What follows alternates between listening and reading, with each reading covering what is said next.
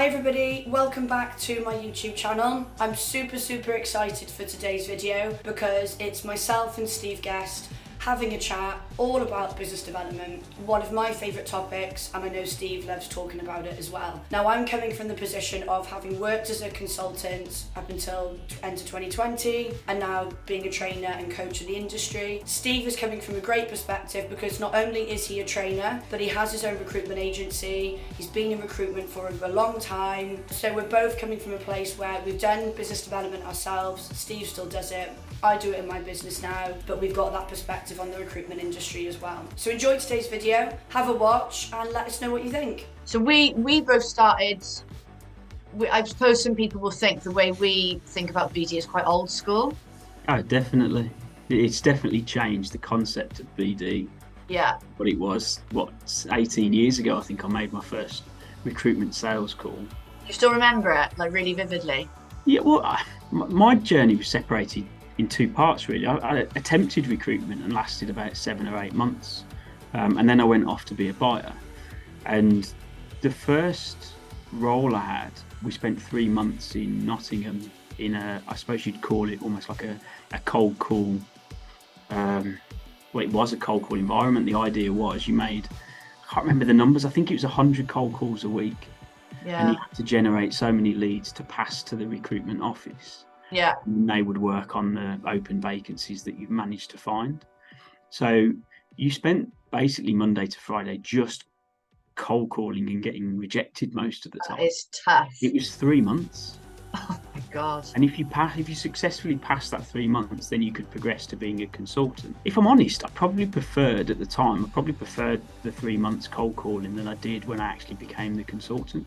Really? I didn't drive at the time, so I was getting 2 buses to the office in Birmingham, and I was up at like 5:30 and I was getting back in at 9, and it was just long days and I couldn't really cope. But in terms of BD, yeah, I remember the calls. I still remember the first live job I ever got in, and it was for a chicken farm, and they needed a purchase ledger clerk in I think it was like South Midlands, and I still remember ringing the consultant to say I've got this role in, and I would have been probably 22 maybe, something like that. Right.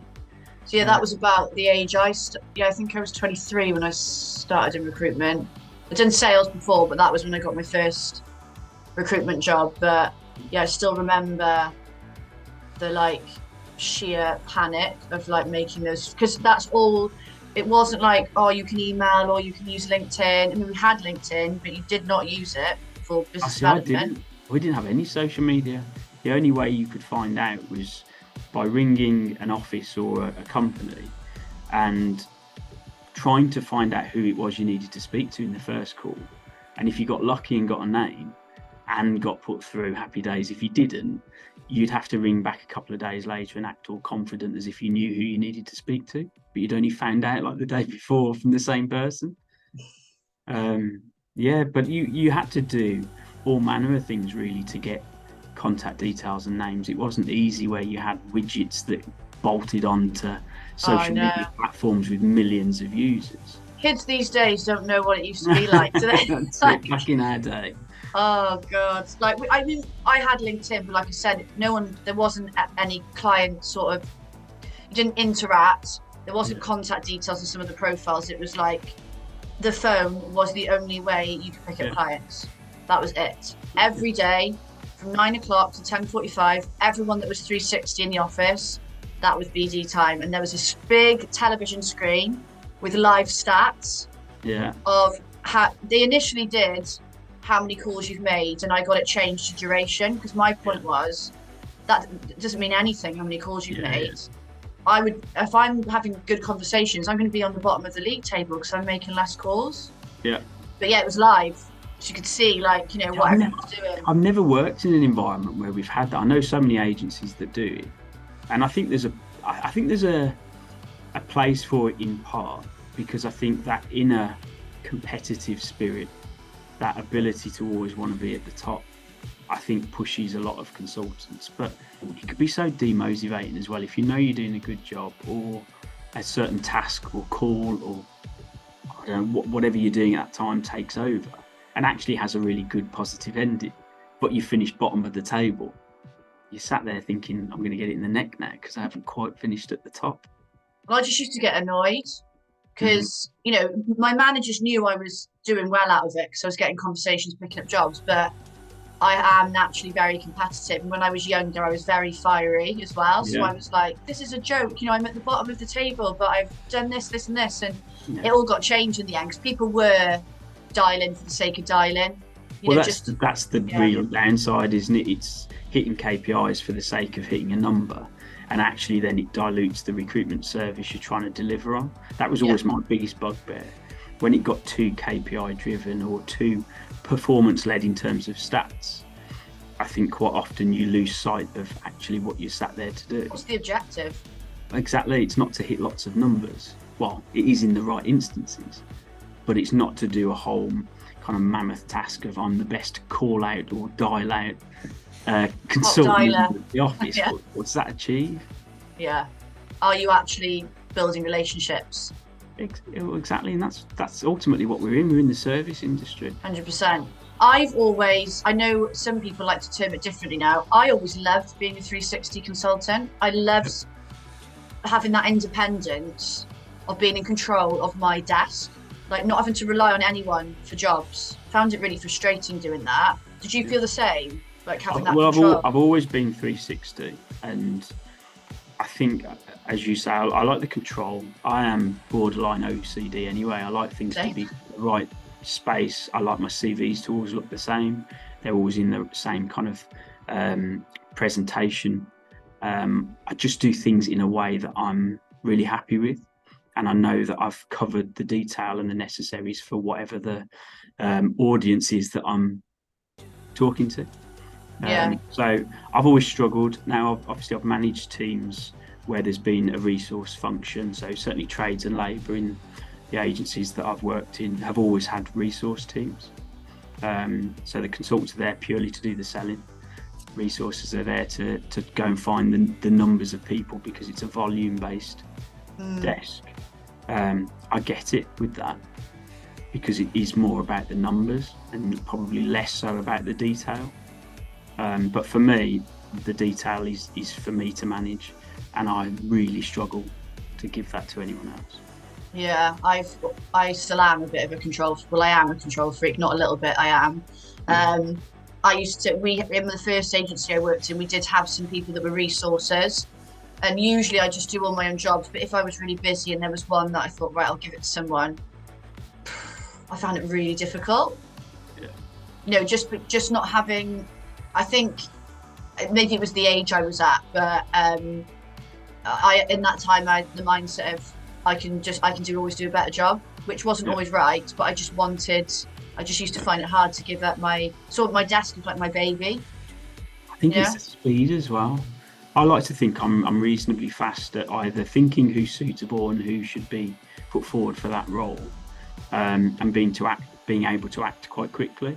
Having a candidate on the phone while I'm pre-qualifying them, and whilst I'm doing that, I'm reformatting their CV and putting it into my process, ready to go over to the live roles that we agreed before we finish the phone call. So it's done. Yeah. And not a lot of people work like that, or certainly wouldn't think about trying to thinking ahead together. I want to do it so that the moment I put the phone down, I've packaged that candidate or I've packaged that vacancy to a point that if the next call that person picks up is another consultant, that I've already boxed off the opportunities. Yeah. Because I think if I allow space and time for someone else or a competitor to get in, the likelihood is you lose that space and you lose that placement. I've always had, and everybody's different, so that there's different levels of competitiveness, drive. And I think everyone gets motivated by different things. So, what my big driver was probably through all my recruitment career, but particularly when I started in it and I was really young, I wanted to make money. Like that was my motivator. Yeah. And that's what motivated me to pick up the phone when I was doing business development. However tough it got, it was like, right, well, if I can pick some jobs up and clients, I can fill them. I was already thinking about what I was spending my money on, before I made it type person. obviously some people aren't motivated by those things, but that's where my urgency came from in everything that I did. I was same as you. I was always thinking of potentially losing a candidate to a competitor or a client to a competitor, or, you know, just everything was, I always had that urgency, that fire inside me to get things actioned. The quality would needed to be there. I would never let that slide, never cut corners, but I was just like a million miles an hour all the time. I think you have to have that. All the top performing consultants I've ever been around or worked with have always had that kind of thought process that if I don't do it now, someone else will do it instead of me, and you don't allow that to happen. And I think that's, for me, on the days where you come in and you're a little bit sluggish, or you haven't got that motivation, maybe you've had a rubbish night's sleep, or things have gone wrong the moment you've walked into the office. If you haven't got that mindset to think, well, I've just got to get up off my backside and get it done, you end up wallowing in your own self-pity and you never get moving again. Having that drive and that ability to consistently want to be better, I think just pushes you, certainly on a BD perspective as well, because BD can be extremely hard, especially at the cold face and nobody knows who you are and it's your first day and why would anyone pick up the phone to you? You've got to kind of get through that. You've got to get through the bit of the slog at the start for people to start associating and understanding how you work and who you are and the fact that you can add value to them. So that's part one of my chat with Steve Guest. I'm sure you have enjoyed it. Remember to tune in a fortnight for the next video in the instalment where we'll carry on our conversation. But please, as usual, subscribe to my channel. You'll get notifications for any new videos, but also leave any comments below. I'd love to hear what you think of the videos. And if you'd like to have more of a chat about business development, please don't hesitate to get in touch with myself, or you can reach out to Steve Guest as well. Thanks very much. See you soon. Bye.